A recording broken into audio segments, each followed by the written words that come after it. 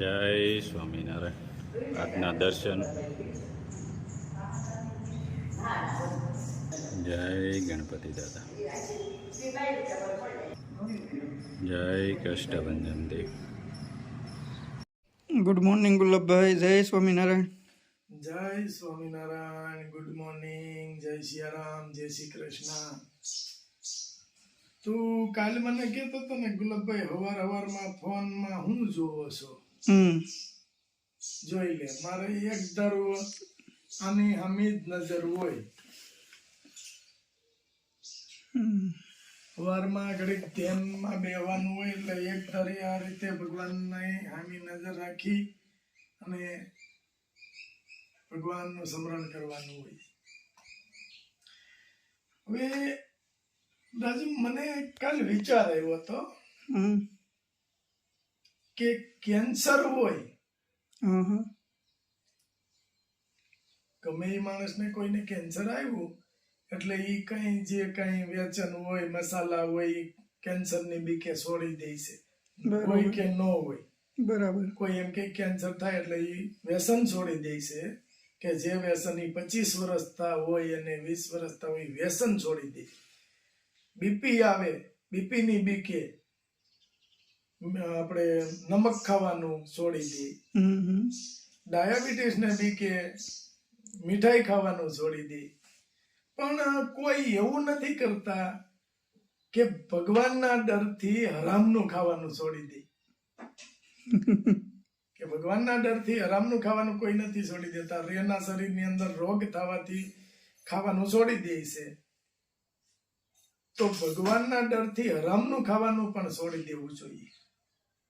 અને મેં તો ઘણી જગ્યાએ જોયું છે કે આ કળયુગનો પ્રભાવ એવો પડે છે કે અમે જ્યારે નાના હતા ત્યારે અમારા માવતર કે કોઈ ગવડિયા હોય, બધાયના, અમારા એકના નહીં, બધાયના ગવડિયા છોકરાને એવી શિખામણ આપતા કે ભૂખ્યા રહેજો, હરામનું ન ખાતા, બરાબર, કોઈનો અનિતિનો 1 રૂપિયો ન લેતા. ત્યારનો હું સાંભળતો આવું છું, હું નાનો હતો તે દુનું. અને મારી એકની ઘેરે નથી સાંભળતો, બધાની ઘેરે સાંભળતો, બરાબર. પહેલાની ગૌડિયાની શિખામણી એવી હતી.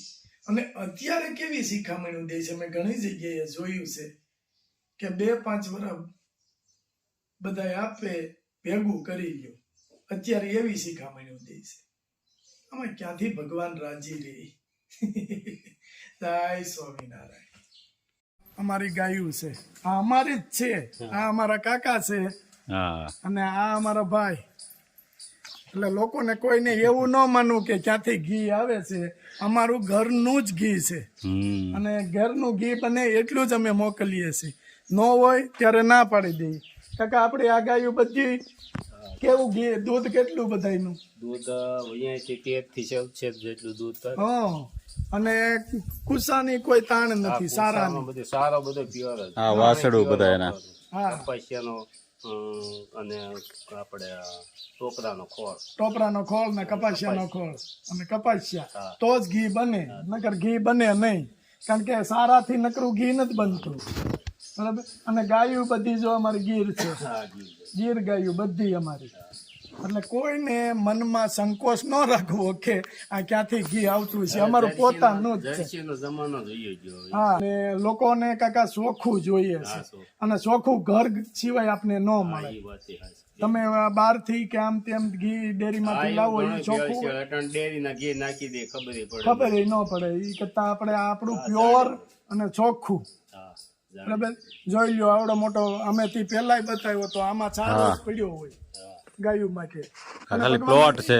હા, ભગવાનની દયાથી કાકાને જમીનનું બહુ સારું છે અને કઈ ઉપાધિ નથી, એટલે ઢોર રાખી શકે. બાકી 10 વીઘા જમીનમાં 4-5 ગાયું રાખવી એ નો રહે, હસવાય નહીં. અને ગાયુંની સેવા અમારે અનિલભાઈ ને પૂરો શોખ છે, એટલે કર્યા કરે. ના ના, સરસ.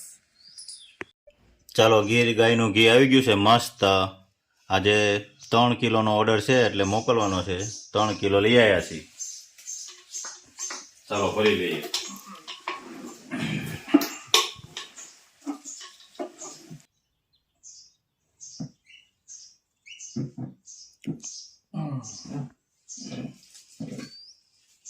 1 કિલો પેક.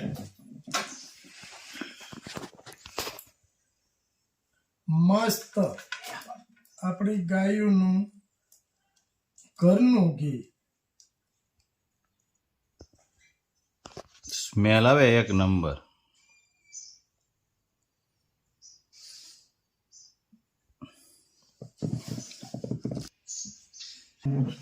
ત્રણ કિલો કમ્પ્લીટ. 3 કિલો થઈ ગયો. 3 કિલો કમ્પ્લીટ.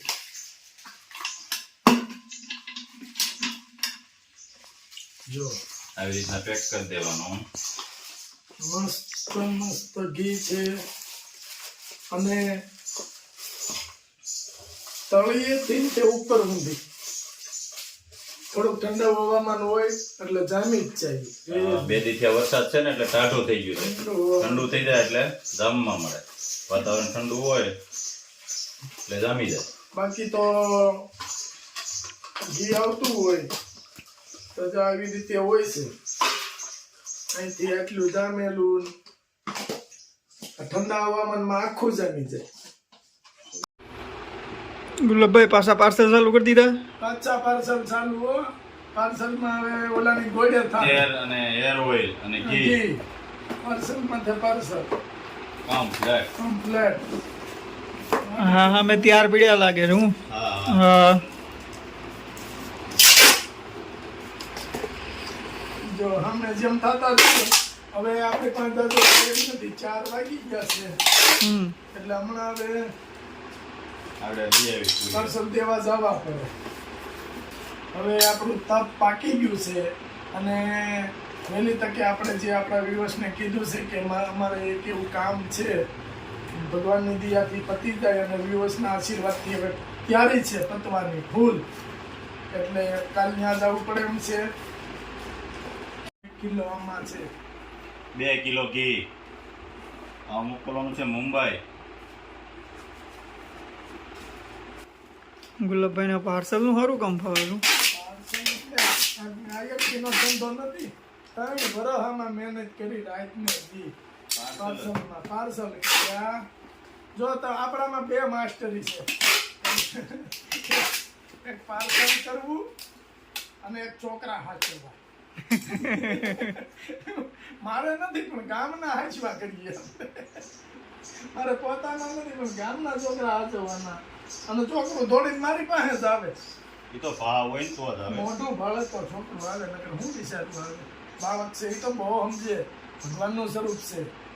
અને અત્યારે હું એ જ કર્યું પાર્સલ કર્યા છોકરા હાચવા કે છેલ્લે ભયો ભયો ભગવાન ભજો ને મજા કરો. 1 કિલો આપણે બાઉન્ડ્રીઓ ભરી છે ને ઘીની. એટલે બોક્સ આપણે ઓલી જૂની બાઉન્ડ્રીમાં ના હતા.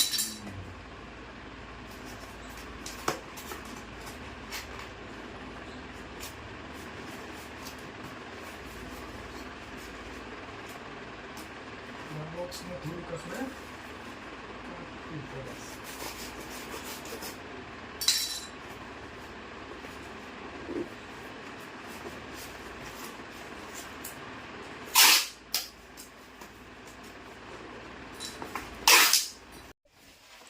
પાર્સલ ભરવાનું ચાલુ ગુલાબભાઈ. હા, બપોર પછી અત્યારે આવ્યા હતા ને હા એ કીધું જવા દેવી આપણે. ઓલાની ગોળે થાય છે.